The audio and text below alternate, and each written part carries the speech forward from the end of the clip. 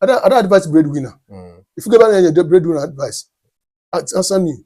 I will see an advice breadwinner. I advise a breadwinner. What part of this of that? Yes. That is pure. If I advise a breadwinner, I forgot upon this in that ego. Yes. The man tells you that money. So I advise breadwinner now. What can you do? Advising breadwinner. Now go and have your name out the man is peanut and egg. Yes. So that is it. So that's where our parents they are failing. Let go. So that's what we did. But I want to why because why we good. Not how to train our own child. Yeah. For tomorrow.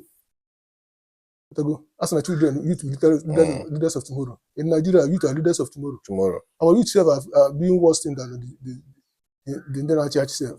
That's